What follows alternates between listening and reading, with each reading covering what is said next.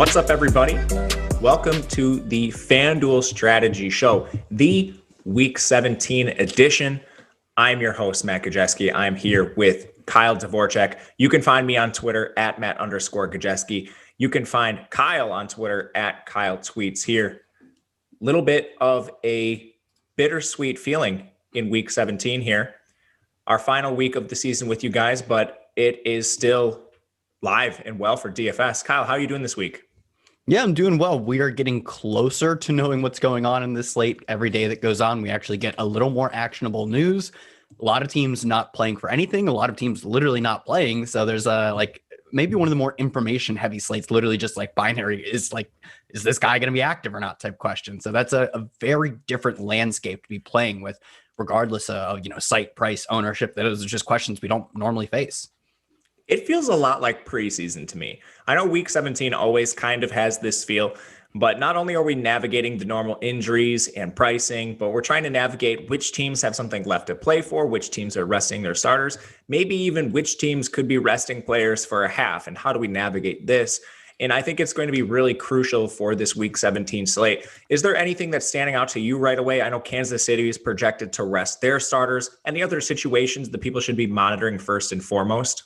I think the biggest, the few questions we have is who will be playing for Kansas City? Does their quote starters go as deep as DeMarcus Robinson, Mecole Hardman, especially with Sammy Watkins being injured? Like one of those guys, if Sammy Watkins weren't to play in the first round, would be a starting level player. And Clyde Edwards-Helaire also banged up. So do they consider like we saw Darrell Williams, he was getting more work than Le'Veon Bell. So what are they doing with their backfield? We know the main guys are out, but honestly, we still probably have questions going to the deeper parts. Is the number one receiver DeMarcus Robinson? Is it Mecole Hardman? Or is it all the way down to Byron Pringle? With Pittsburgh, we have a similar situation. Just kind of have to wait and find out. Does a guy like James Washington stay active? Who's going to be their starting tight end?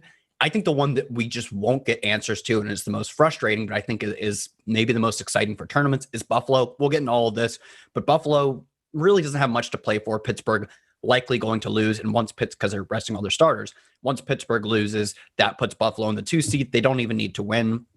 So for that reason, we could have them sitting out as early as, the second quarter or not coming out after halftime.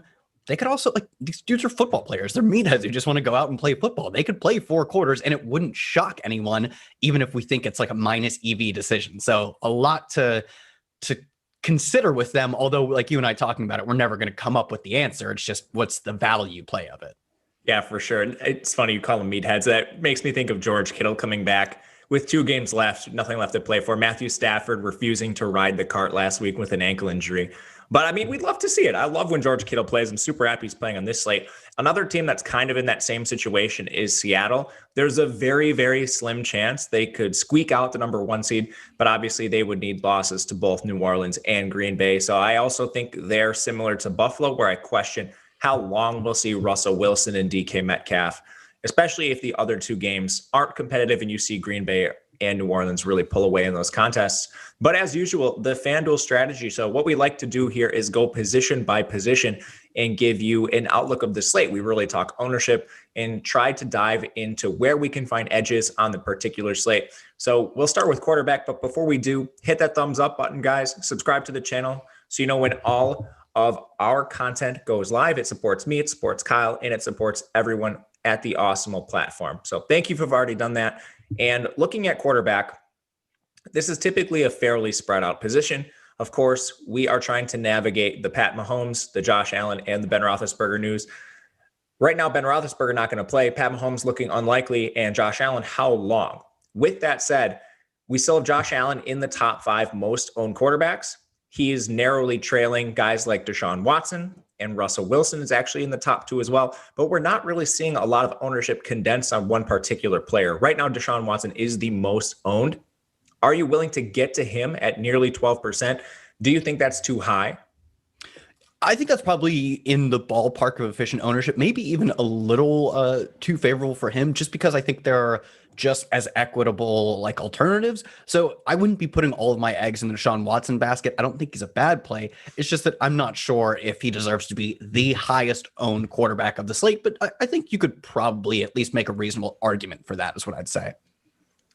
I think you're right too. I have some interest in Deshaun Watson in that game, but even with a lot of these players, expected not to even play a full game, I think there's some clear edges we can exploit. Like Russell Wilson as the second most owned quarterback, I think that's probably an easy fade spot for me. And even like Deshaun Watson, by comparison, he's in the game with the highest total on the board at 56.5. I know they're projected to trail against Tennessee, but it's not like we've seen Tennessee's defense be the stones either. They're a team that's continually, seemingly so, getting into these shootouts. So that's something I'm certainly interested in. Another quarterback gathering a lot of ownership is Lamar Jackson on Fanduel specifically. This is one of the major differences between Fanduel and DraftKings right now. Lamar Jackson's fairly affordable on this platform. And of course, he draws the Cincinnati Bengals. That total is only 44.5, but Baltimore is 11.5 point favorites, putting their team total just shy of 30. Of course, Lamar Jackson can always get it done with his legs. He can do it through the air. How are you approaching him at a reasonable price? Yeah, I think it's just the overall game environment that looks relatively unappealing. And they are a team that I believe they're like all of the teams in the AFC outside of, I believe, the Colts are winning their in teams because they have basically all of their spots open and everyone somehow has a lead over the Colts. So if they do get up early, I do think, like we've seen in the past, but even more so, they will be a team that is willing to, just like the Bills, bench their starters once things start getting out of hand. And I know the Bengals have played well as of late. What they knocked off Pittsburgh and Houston. I mean, Pittsburgh, say what you want about them, has been a good team. Houston, not a very good team. But I do think we can reasonably expect the Bengals to get probably beat pretty bad in this game. And at his price, like, honestly, I'd probably rather just pivot down to in what I think should be a better game, like Aaron Rodgers for 500 less. I don't think there's like a big difference. Obviously, they score in vastly different ways. But in terms of our overall projection, like, I think they probably fall in the same ballpark. I can actually pull up our projection right now. We have Rodgers at around about 20 points and Lamar Jackson. Okay, Lamar Jackson actually a bit higher than him at 24. Maybe that's a reasonable argument, but I do think the ownership is something that just like obviously isn't taken into account just by the actual projection. If I think they're close enough to each other, I kind of like the Aaron Rodgers pivot because I think his game environment just looks a lot better for stacking up. I actually agree with that. And I don't think it's particularly close with Green Bay. You also have a phenomenal team total, but Green Bay needs to win this game. So unless they just steamroll Chicago, and even if they do steamroll Chicago, you'd like to think Aaron Rodgers had a lot to do with that. They're 5.5 point favorites, 52 total over Chicago. Of course, that is an afternoon start. So I'm with you on Aaron Rodgers. And it seems like so far on the slate, Kyle, we're mainly talking about quarterbacks we're trying to fade, reading into the tea leaves here and figuring out which players are actually going to see significant time on the field. So outside of Aaron Rodgers, who are some of the guys you're really targeting at the position that you think will see a full workload? And based on the ownership, it seems like those guys are just naturally going to come in fairly contrarian because at the top we have Watson, Russell Wilson, Lamar Jackson, Josh Allen, and right now all of them do carry some level of concern. Yeah, so this one blows my mind. He's low owned on DraftKings. He's non-existent on FanDuel. Matt Ryan, maybe it's not even like a price play. Like, I guess, like, sure, $1,000 more, which isn't a ton on FanDuel. You can move up from 7,500 Matt Ryan to 8,500 Aaron Rodgers. Like, I get it. I get why people would be making that pivot, but we have him. I'm not even going to try and count. I'm going to ballpark it like our 15th highest owned quarterback. And he's in one of, I believe, the 3 best games, one of the handful of games with over a 50-point total. And both teams in his game are passing at top 10 rates. Matt Ryan, if he was coming in at 5% owned, I'd say that's, ballpark close to efficient. We have no one playing this Matt Ryan stack in a game that, like, as of 2 weeks ago, I think it was 2 weeks ago, these two teams faced off, and I believe went for over 300 multiple touchdowns in that game. They have no running game whatsoever, and one of the best receivers in the league in Calvin Ridley. The stacking options are easy. You have like 2 of them, and then the run backs are pretty good and low owned as well. So I think this Matt Ryan stack, just in terms of raw ownership, is far below. And they're like easily our biggest advantage in terms of the top stack probability. They're like number 3 in top stack probability. And no one seems to want to play them. I'm not sure why, but I'll keep buying. Yeah, you don't have to tell me twice. That was honestly Matt Ryan's best game all season. So I certainly have interest in him. And we'll get to this in a second, but his pass catchers also aren't carrying a lot of ownership either, which is something I'm always interested in. So you get fairly affordable stacks coming in low owned in a good game environment where Matt Ryan has already proven he could win. Sounds like a pretty strong recipe for success to me. Someone else that I am actually a little bit interested in, and this is a little bit different between DraftKings and FanDuel as well, is Mitch Trubisky. early in the week, he was carrying a bit of ownership on DraftKings. On Fanduel, that is not the case. Mitch Trubisky comes in at 7,300. He is sub 5% owned. And it's not that Mitch Trubisky has the same ceiling as a guy like Aaron Rodgers on the other side of this game. But if we're paying for a cheap quarterback, first of all, we like the game environment. Chicago still has a fairly high implied total and a 52 total overall. Green Bay has given up quite a bit of production over the course of the year. And Chicago, I mean, they might not be in the playoff race, but these guys are competing for their jobs. And Mitch Trubisky, as far as quarterbacks go, he's certainly competing for his. So I expect them to keep Trubisky in the game the entire time, as long as he doesn't completely tank your lineup and throw like 3 interceptions in the first 3 drives. What do you make of him as a contrarian play?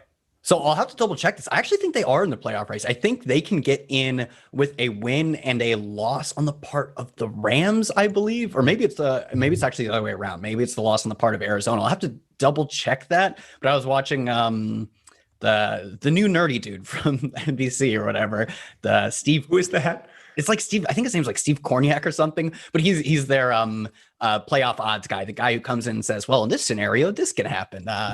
You might recognize it as I think it was called the Wheel of Destiny in college football. It was how do you make like what scenarios can teams get into the playoffs? They had they can get in. I double checked. You're right. They can get into the playoffs. So they need a win.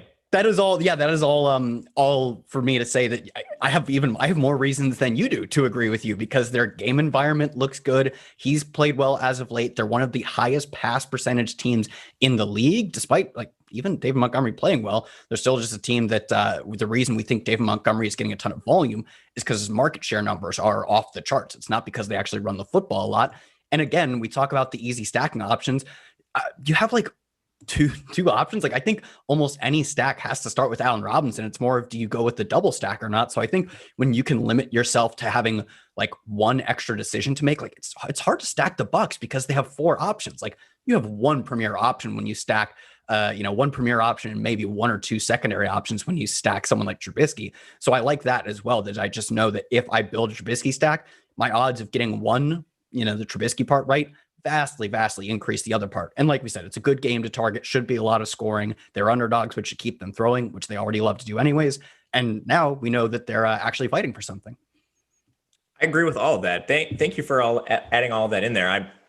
I like Mitch Trubisky a lot this week. I think we've mostly hit on every situation, at least for the super competitive games. Before we change to the running back position, I do want to ask you if there's anyone you're interested in for some of these teams that don't have much to play with. So someone asked in the chat about Andy Dalton. There's just a number of players like Kirk Cousins comes in with some decent ownership. What do you make of sort of quarterbacks in that range? And if you were targeting someone like that, who would you look to? So in terms of quarterbacks who have little to play, like nothing to play for, a lot of quarterbacks have nothing to play for. We have a spot that on both FanDuel and DraftKings makes, I think, a ton of sense. It's Justin Herbert coming in at no ownership. It's not that I think he's in some sort of like smash spot. His game has a pretty meh total, which isn't ideal. Like when you look at the Green Bay Chicago game, a 51 total, I believe is like top 3 on the slate. It's a 44 total because they're facing all Kansas City backups. But that also means we have a ton of value in terms of the run backs. If we can solidify who it is, if it's Demarcus Robinson as the number 1 receiver, sure, his quarterback's Chad Henne, but he's going to get peppered with targets. And then on the Justin Herbert side of things, he's probably, maybe a bit overpriced in the context of his game not being awfully exciting, but all of his pass catchers are going to be cheap. Whether you go with if he ends up playing Donald Parham as a cheap tight end, Mike Williams saw, I believe, double-digit targets last week as the number 1 receiver, and Keenan Allen is not expected to play in this game. So although you end up overpaying, I think it's a bit of an overpay when you look at the alternatives, maybe a little bit for someone like Justin Herbert. At the end of the day, you are still saving a ton of money by stacking up this game. And I think that more than accounts for the fact that the total is just middling, because when we look at high totals, we're saying, oh, well, is the Ravens total worth the price I have to pay on a Lamar Jackson stack? I think their game total says maybe not. I think the price I have to pay, or I get to pay because it's so cheap on a Chargers plus a run back stack, is actually worth it, even if you consider the meh total. I think that makes a lot of sense. And we'll go over to the running back position right now. But before we do so, you can help celebrate 2021 with an Awesemo Plus membership. You get 21 days of Awesemo Plus for only $20 when you use promo code 2021 at checkout. This gives you access to everything Awesemo Plus has to offer, including player projections, ownership projections, lineup builder, and much more. But there's also more on top of that. If you love Awesemo and you're looking to commit for a longer term, we're giving 20% off an Awesemo Plus yearly platinum pass with promo code HAPPY. That's HAPPY. This will be your only discount on a yearly pass all year, so don't miss it. Both phenomenal offers for everything we have going on, all sorts of premium content at Awesemo, and it's always improving, getting better. So make sure you check that out. At the running back position, Kyle, we had big bombshell news yesterday with Dalvin Cook missing the week. So Dalvin Cook's season is over, and this has big ramifications across all DFS platforms. Obviously, Dalvin Cook being one of the more expensive running backs, because it was a 15-game slate, we were seeing ownership pretty flat at that running back position between the very expensive guys like Kamara, Derrick Henry. But now, without Dalvin Cook, we've seen ownership shaken up a lot. And not only is ownership condensing on guys like Alvin Kamara in that expensive range, but we also have backup Alexander Mattison right now pacing the slate with 30.6% ownership. Of course, Mattison, he's been banged up himself, so we need to make sure he plays. But if active, it looks like he will gather a ton of ownership on this slate. How are you handling the Dalvin Cook, Alexander Mattison news?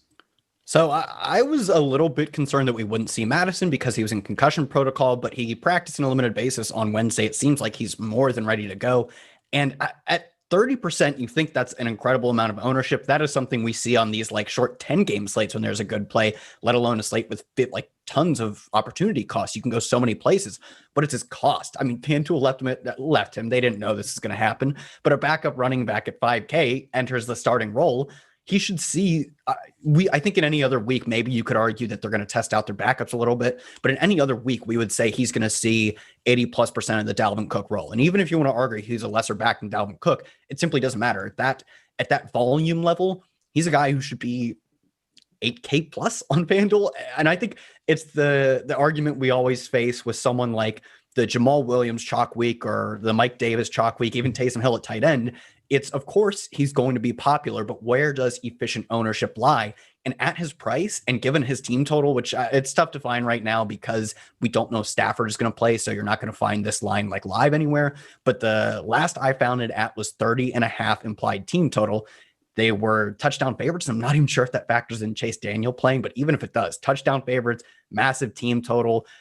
I mean, I think at 5,000, he's kind of just a lock button play. And you say, if he doesn't hit, the people who fade him win. If he does hit, which I think his odds are probably greater than 30% given his cost, I'm going to have a bunch of really good lineups. Yeah, I think so too. This reminds me of, you mentioned it, the Jamal Williams, Mike Davis situation earlier this year.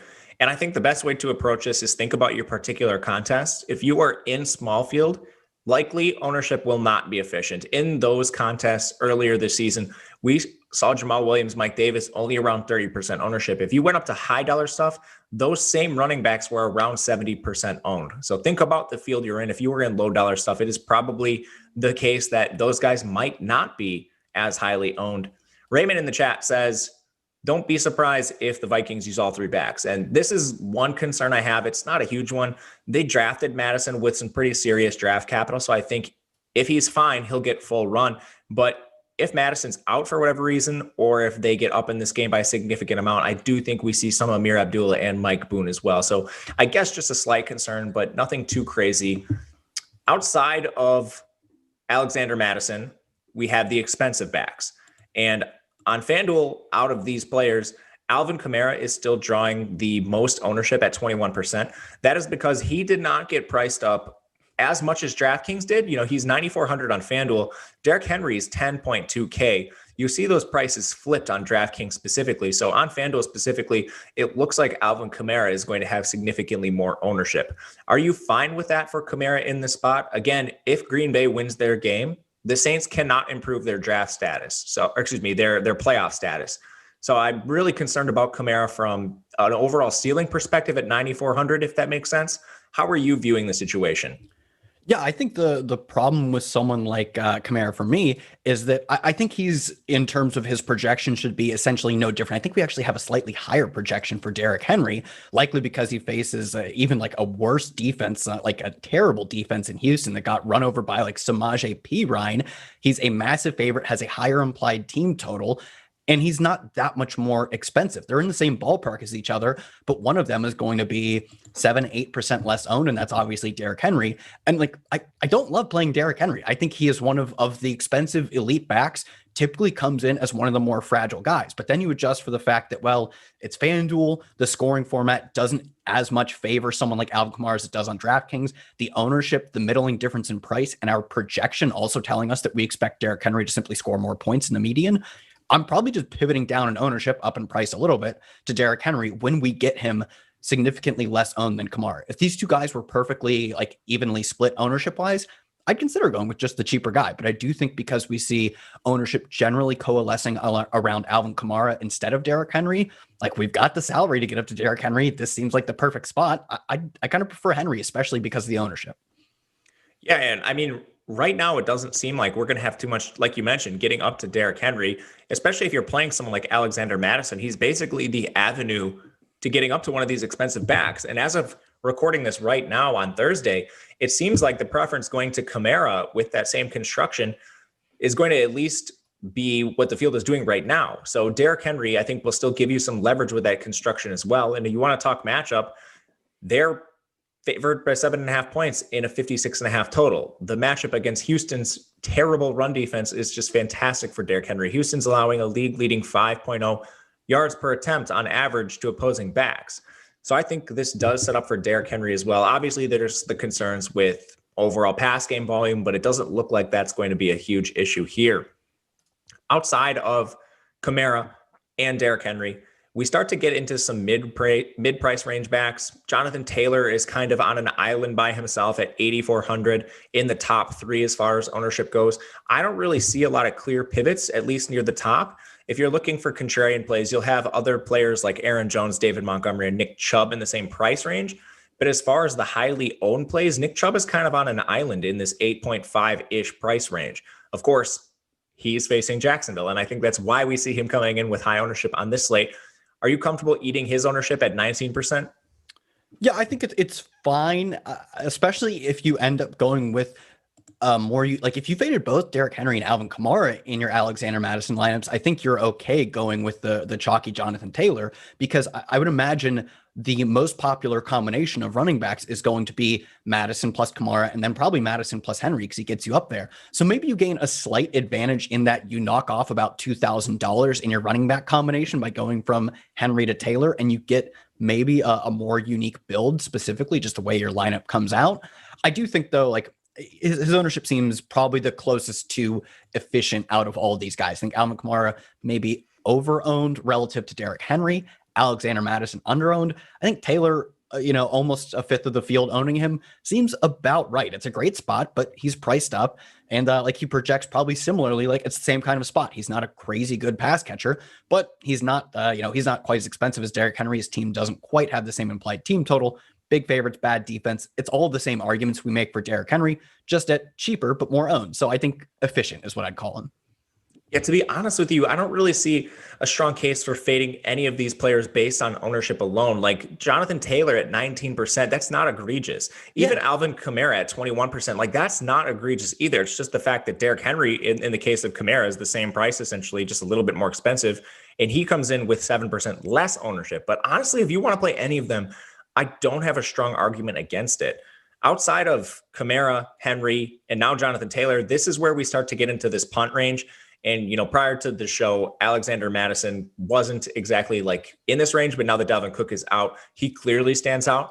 But if you're punting two running backs, it looks like Myles Gaskin is another one who will draw a little bit of ownership. Jeff Wilson is in the same conversation. I want to ask a roster construction question first. Are you willing to take two punts at the running back position? And if so, who are you looking at outside of Madison? Yeah, so first of all, yes, I am, because I think it's going to give you a really interesting roster of roster construction as a whole. It opens you up to things that I think, like, based on our ownership, the field is just not going to have. Like, I think we're going to see probably an under-owned Devante Adams and Aaron Rodgers stack. We have them as like a great top stack probability. Shouldn't be surprising. Both players are playing as one of the best receivers in the past decade, and Aaron Rodgers seeming like he's closing out an MVP season. And I don't think they're going to be very popular. And it's a game, not only on the Packers side, but on the Bears side. As the underdog, they still have a solid implied team total. I think you're going to see not nearly efficient stack ownership on them. because the way to get to them is fading a Kamara and probably Derrick Henry. It's probably difficult to play all of those guys together. So I think you get into a very unique build and you don't sacrifice, like playing Devante Adams isn't a bad thing. Playing him over Alvin Kamara or Derrick Henry, I don't have any problems with. So I think if you punt off, my preferred play would be someone like Myles Gaskin, who I think should see very similar volume to someone like DeAndre Swift, but he's cheaper and their ownership is within about a 1.5% of each other. I would take the Myles Gaskin side of that bet almost every day of the week.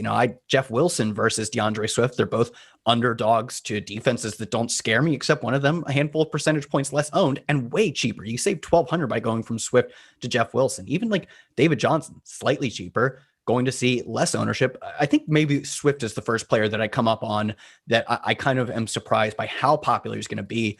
Like, I don't get why people are taking him over, like almost always taking him over David Johnson, Jeff Wilson, Austin Eckler, a little more Austin Eckler's barely more expensive. So I don't know. I think his ownership is the first one that I come along that I'm saying, well, if I'm moving down into this price range, like that 6 to mid 7K range, there are many better options. I think Myles Gaskin at similar ownership, Jeff Wilson and David Johnson at well less ownership. And even if you want to go all the way down to like some weird grimy stuff, like there are your like Ty Johnsons and Malcolm Browns available as well. I like you're getting down to the real grimy stuff. I was going to ask you about pivots coming up next, and it seems like you have a few in mind. So talk to me about these Malcolm Brown, Ty Johnson characters, Kyle. Let me have it. Who are you looking at as far as low owned leverage? So I do think Ty Johnson, if you wanted to fade Alexander Mattison, I think Ty Johnson would be the way to do it. I honestly think the best way to approach this would not be to fade Alexander Mattison. It would be to pair him up with another cheap running back. I think Ty Johnson's my favorite. We saw a handful of weeks ago when Frank Gore got banged up in a game. He saw 22 carries, a handful of targets. Now they're without LaMichael Pirine and Frank Gore. And for once, well, I guess maybe we should have, as if this was predictable. For once, it seems like they might actually not be losing, although that's happened multiple times now that they haven't been losing. But it seems like this one, predictably, we can say that they won't be getting killed. They're like field goal underdogs to the Patriots. If you're going to get every single backfield touch at 5,000, it's the Alexander Mattison argument, but on a worse offense. But he's also coming in way lower owned. So it seems like that has been accounted for. And I think I'm fine going with two cheap running backs and just jamming in all the studs at receiver. I actually like that approach too. And it seems to me that it'll be at least a little bit contrarian. And I think there's a number of options you could look at down in this range. I mean, a couple of other players, just to throw some names out there. There's Dare Gumbawale. He saw a pretty sizable workload last week. I still think there are concerns with his workload overall being a small sample size. We need to wait on the status of Cam Akers. He didn't practice yesterday, so I think his status, if he's active, it doesn't seem like he will be, but he could be a decent look in GPPs as well.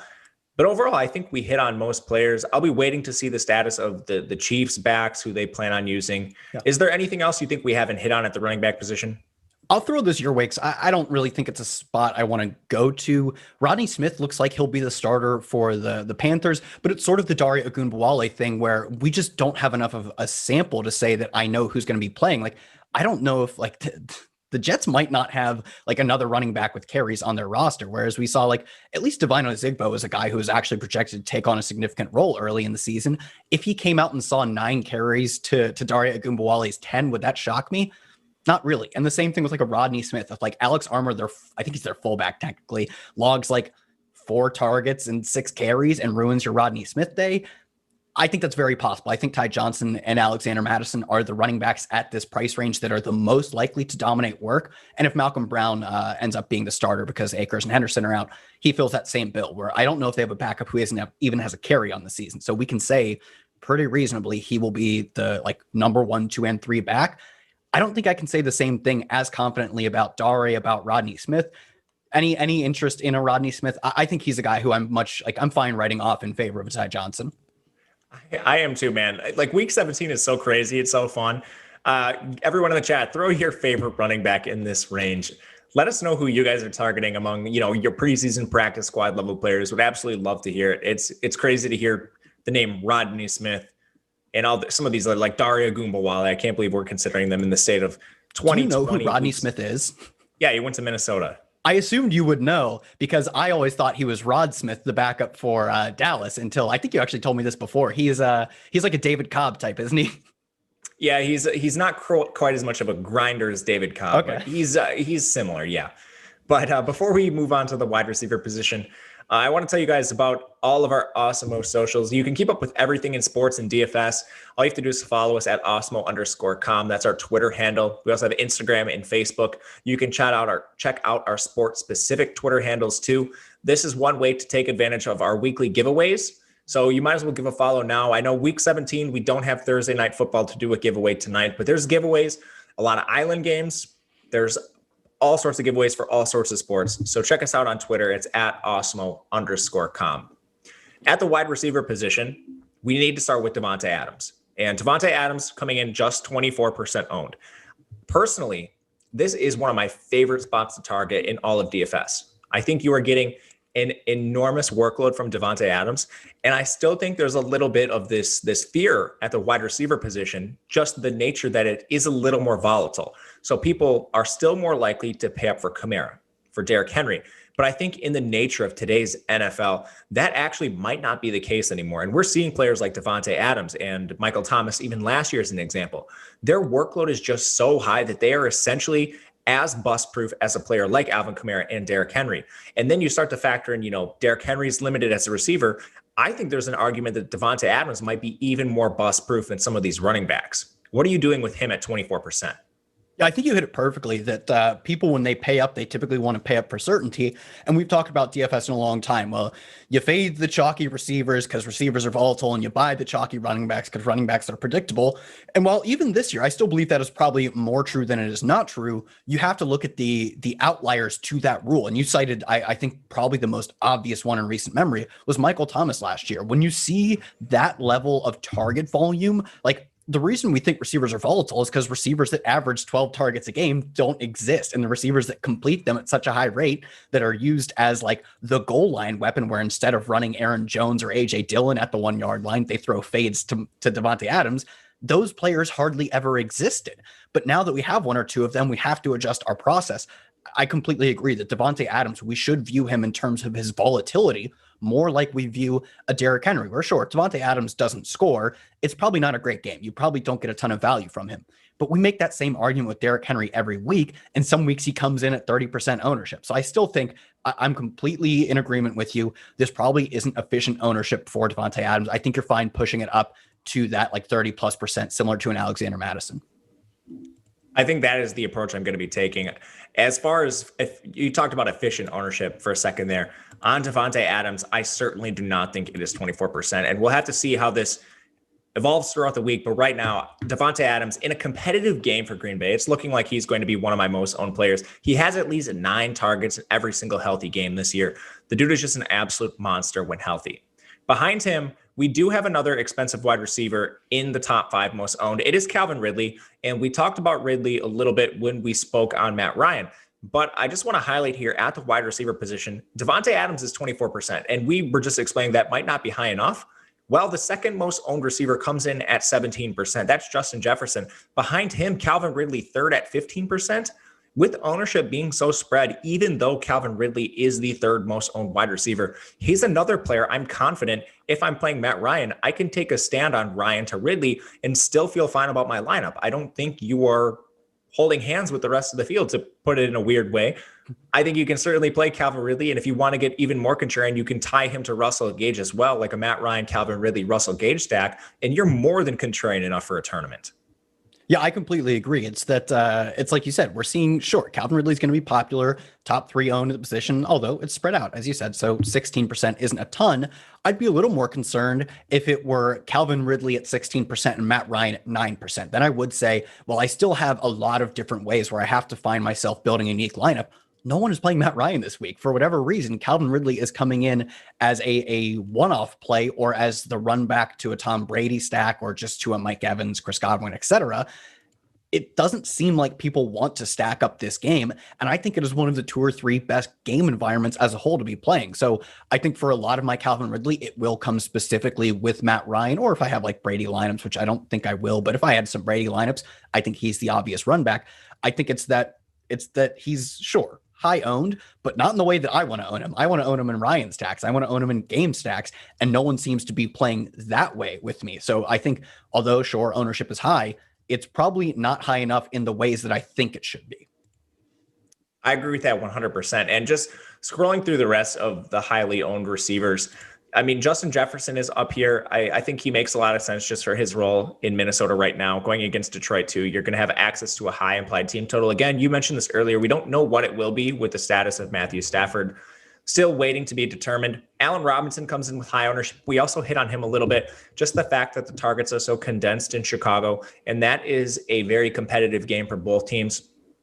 I think we see Allen Robinson with a fair amount of targets. And then Brandon Cooks rounds out this. He is the least expensive of the top 5 most owned receivers, but still 7,300 going against a Tennessee defense, which has given up a ton of production. I think all of them make sense. And I'm honestly, for probably the first time all season, comfortable playing any of them in stacks because none of the ownership is too high. Is that how you feel about the top of this position? And then we'll look to some pivots afterwards. Yeah, I think it's generally the mid-tier of ownership that looks to be what I'll call inefficient, where I'll be making my fades. Like it's this 6 to 12% range that I think anyone there are a lot of 4% players that I think if you told me they were 12% owned, I'd be like, yeah, that makes sense. So I'm fine playing some of the high end chalk at, I think, both positions essentially. Of course, I've said I'm pivoting off Kamara to Henry, but I agree with you. It's not because Kamara is a bad play. I just think Henry is like a slightly better play as ownership.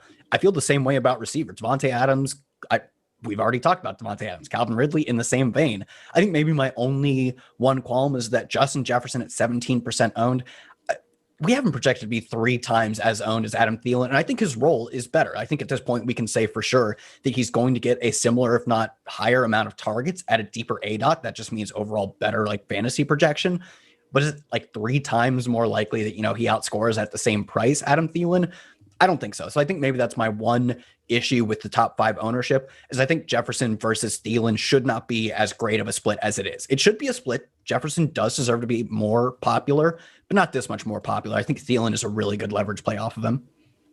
I do agree with that. Anytime we can really get a receiver in that situation, Tyler Lockett, DK Metcalf, when Julio Jones is active, Julio Jones, Calvin Ridley, anytime we get one of those receivers coming in significantly lower owned, Robert Woods, Cooper Kupp, DJ Moore, Robbie Anderson, those situations, I always try to take the lower owned player just because while people react to recency bias, the opportunity is really not that different. And in this situation, I think you laid out a very strong case for that. As far as some other pivot plays at the wide receiver position, I think a couple of them do make a lot of sense. And speaking of one of these situations, one I'm particularly fond of is the Tampa Bay wide receivers. After we saw Tom Brady just go absolutely nuclear last week, Mike Evans, of course, has the 2 scores, and he looks to be the wide receiver 1 at this point. This is a situation where I think we can do just that and take a look at someone like Chris Godwin on Fanduel. He's 1.9% owned right now as far as our ownership projections. Someone that still has the lead in target share in healthy games this year on the Tampa Bay Buccaneers. And he's tied to a quarterback playing very good football right now. So Chris Godwin is someone I have a lot of interest in. Also one of the more competitive games between the Tampa Bay Buccaneers and the Atlanta Falcons. Who do you have your eye on as far as contrarian plays? Well, I don't have my eye on him because I can't find him. All right, there he is. Super low owned. It's always hard to find. So I'm just scrolling. I'm like, is he really going to be less than 5? Okay, is he less than 3? Richie James, I think at 4,600 is just a simple price versus opportunity play. They have no number 1 receiver, no number 2 receiver, and Kendrick Bourne, outside of I think he has a Hail Mary catch in the season, is not going to be this team's downfield big play threat. If we see 8 targets from Richie James, that is we haven't projected the same ownership as someone like Hunter Renfrow. Obviously, he's going to be projected as the same ownership as a lot of bad plays, but he is just as live to see 8 targets as Hunter Renfrow. I'll move up DJ Chark. I'll move up Tim Patrick. Honestly, AJ Brown, because the dude never sees targets. Marquise Brown, because his team doesn't, he's basically Marquise Brown, but on a team that's going to throw the football more. So his ownership versus his price just seems ludicrous. If he was 5,400 at this ownership, I'd be yeah, sure. He's not a ton different than Chad Hansen or whatever at 5,200, but he's 4,600. They don't make receivers this cheap on Fanduel, I thought. And he actually should have a prominent role as a multi-targeted downfield facet of this offense. Yeah, I like that quite a bit as well. I honestly think there's so many ways you can approach the wide receiver position this week. I'm certainly going to be looking to stack at all costs, especially given the 15 game slate we have and a number of teams being somewhat limited, I guess is one way I would put it. Someone that's come up a lot in chat is Stefan Diggs. Obviously, Stefan Diggs coming off an enormous game. Stefan Diggs leads the NFL in most major receiving categories. Of course, Devante Adams limited for a stretch towards the start of the year. But with Stefan Diggs, we also have the concerns we had with Josh Allen. Like, what if Diggs comes out at halftime? What if we don't see Diggs in the second half? What if we don't see him even in just the third quarter? What if he leaves in the third quarter? How are you approaching someone like Stefan Diggs? Yeah, I think I'm struggling with Diggs. I think it is a great spot to get lowered ownership on him, but it doesn't seem like we're going to get an egregiously low owned Stefan Diggs. Like if he came in and the field was gravely concerned that he wasn't playing and he was going to be 4% owned, I'd be like, of course, I'm going to jam in Stefan Diggs. He could get there in 3 quarters. They could play the fourth quarter. We're not getting super low owned Stefan Diggs. We're not getting super low owned Josh Allen. So I think they're okay. I still think there's maybe some room for an edge here. I have one question for you because I've been going back and forth on this. Do you think, we'll just say Josh Allen, but this argument extends to Stefan Diggs as well. Do you think Stefan Diggs, Josh Allen, whatever, will be more owned in a $1 single entry or a $50 single entry? $1. You think so? Yeah. Okay. Yeah. Sorry. I was thinking about that backwards. I think so too. So actually in my higher entry contest, I think sharp players are going to be more like reticent to write these bills off because like bad players who are playing in the low contest, the big like flyer type stuff, $1 win $10,000 or whatever, are just not going to be aware of the Bills situation where sharp players will be. So I actually think if you're playing in like higher stakes contests, like the simple Josh Allen, Stefan Diggs, maybe even throwing a Gabriel Davis and then chalk elsewhere makes more sense because I think the quote higher stakes players, just anything that is going to get you some of like, $50 contest is going to draw in a decent amount of the good players quote. I think they will be much less likely to own someone with that kind of risk. I think that's maybe where you target him. That's where I'm targeting this week because I think, yeah, worse players, and of course this is all relative, are just not going to be aware of the situation where sharp players will be. I think it's the sort of the leveling with the field thing. Oh, well, I think he's a good play. You think he's a good play, but you're concerned with the risk. I'm going to be not concerned with the risk because the reward is so high, but I'm only doing that because I know that you know that. You're playing the mind games of DFS, and I love it. And this is a very important week for it. More important than basically any other week this year. We didn't have preseason, so this is one of the real uncertainty weeks. And those of you that are paying attention to the inactives, paying attention to all the news coming out this week, you should have an information advantage for one of the first times all season. And as we go into the tight end position, I think there's a little bit less to talk about here. It doesn't seem like there's as many studs outside of Travis Kelce that aren't going to play this week. We have Darren Waller. He should be playing a normal role. He comes in with pretty high ownership, 14%. But George Kittle's return has limited this ownership at least a little bit. Kittle comes in at 10% himself. So we finally have two receiving tight ends on the main slate that have similar upside. It's not like Travis Kelce by himself where we have to debate Travis Kelce versus a punt tight end. We actually have a choice to make between Kittle and Darren Waller. Do you have a lean between these two? So our projections actually have Kittle as just scoring straight up more points than Darren Waller. So given that he's cheaper. And he's cheaper and their ownership is different. Honestly, I think this is a spot where this is another high stakes, low stakes thing. I think at high stakes, people are going to see that. If you're playing in a $1 contest though, I would literally just X out Darren Waller and say, I'm never playing Darren Waller over George Kittle. If their ownership ends up being this way, if I pull up these projections on Sunday morning and we have 25% Kittle and 5% Waller, I'm going the other way. But as of right now, a cheaper and projected for more points George Kittle at lower ownership it's no brainer. I 100% agree. And this is something the DFS platforms haven't done a good job of adjusting right now. George Kittle is just flat out too cheap. He was not limited last week, led the team in receiving yards. The dude is just a warrior. He doesn't care if San Francisco is out of the playoff race. George Kittle is playing hard through week 17, which is something I think we can look at with confidence here. On FanDuel, the only concern is you still do have to pay a decent amount for him, $6,800. I would also point out that on FanDuel, you just don't have as many viable punt options with the pricing structure. It's something we talk about on a week-to-week basis. I'm more likely to just punt off the position on DraftKings because you save more salary respectively. On FanDuel, some of the punt tight ends, or at least players I would consider punt tight ends, like Jonnu Smith even is $5,300. I only have to pay $1.5K more to get George Kittle. So that is typically what I'm going to do. If I'm not playing George Kittle, typically it'll be because I'm correlating the tight end position with my signal caller, which is really how I start accessing some of these punt plays. And with that, I'll turn it over to you, Kyle. Who are some of the tight ends that you're willing to take a look at in correlations? In correlations, I think running, even if you're not running quarterback, I think there are multiple ways to go with a double Minnesota stack or, double Minnesota players that don't even feature quarterback. We've seen this, with the Vikings themselves, where Dalvin Cook has a multi-touchdown game and Adam Thielen has a multi-touchdown game. Justin Jefferson 100 yards and a touchdown.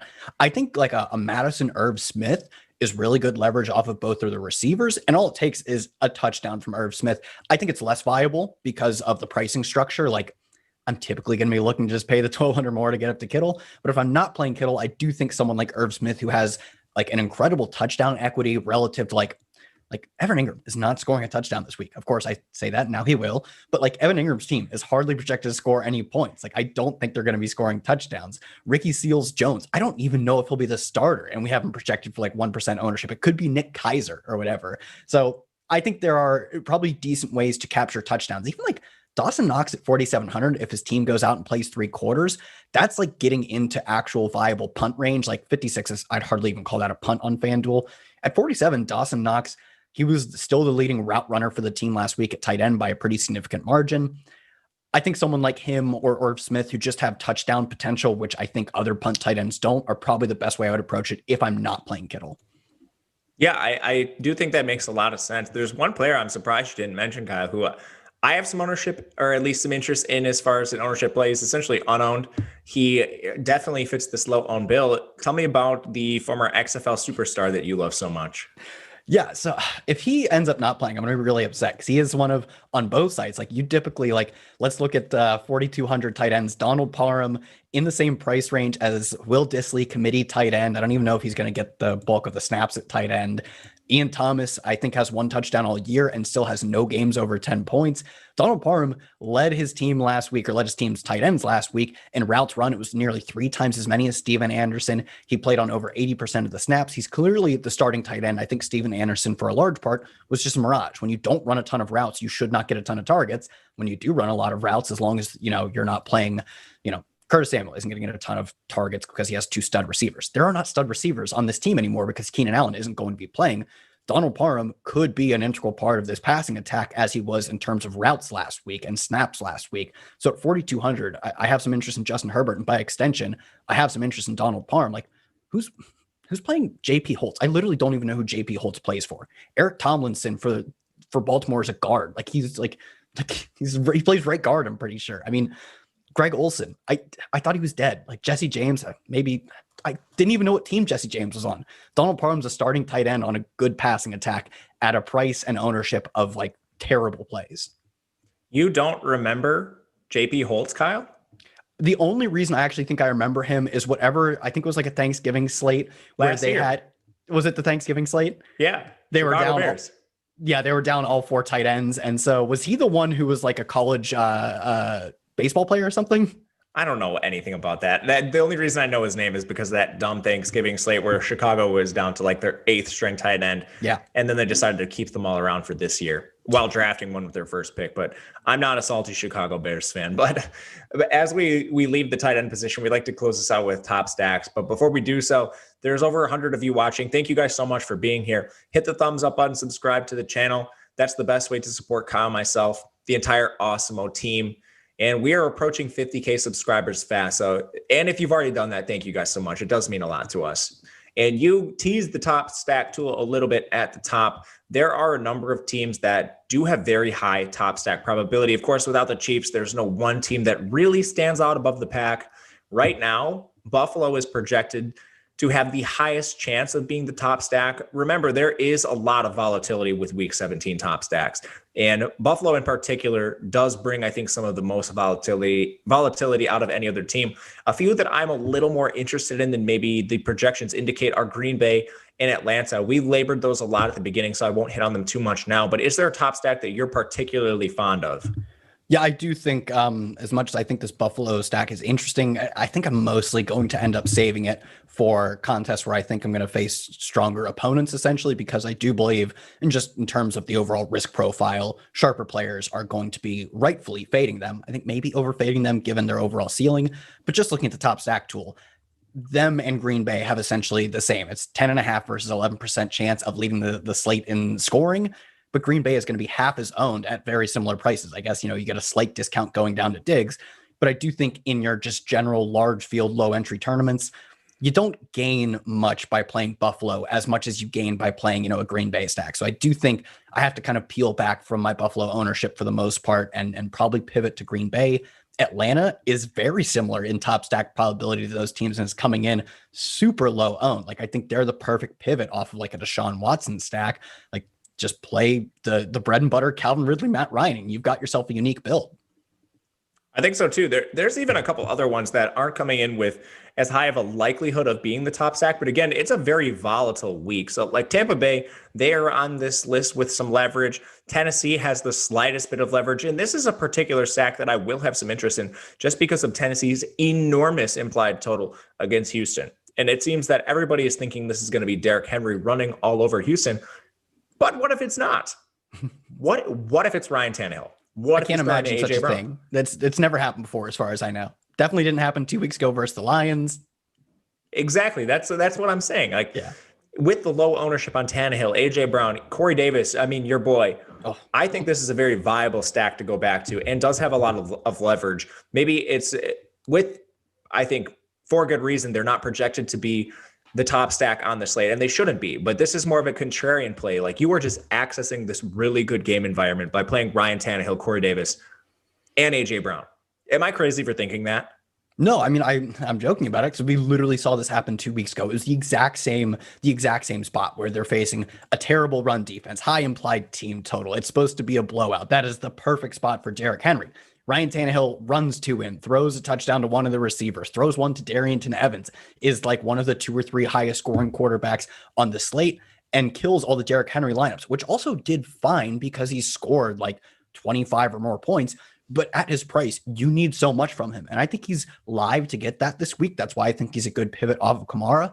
But the double pivot, you can just play the rest of the chalk in this kind of lineup, is to fade both of them and go with a Tannehill, because we know his touchdown propensity is still very high, and touchdowns are so volatile that if he steals them from Henry, you are just reaping in the rewards of that. So I really like that stack. I think that is, anytime you get modest to high owned Henry with low owned Ryan Tannehill, that is a pivot I will always have some exposure to, even if I still have exposure to Derrick Henry. Yeah, I agree 100%. And he's coming in this entire stack with 4% ownership. So, it's not like you have to play a ton of Ryan Tannehill to be over the field. A couple lineups here and there, and you'll more than do the trick, particularly if you're playing a lot of Tennessee. You could come in overweight on both Derrick Henry and Ryan Tannehill stacks, and I still think you feel pretty confident in it. Any other low stacks you want to highlight before we get out of here today, Kyle?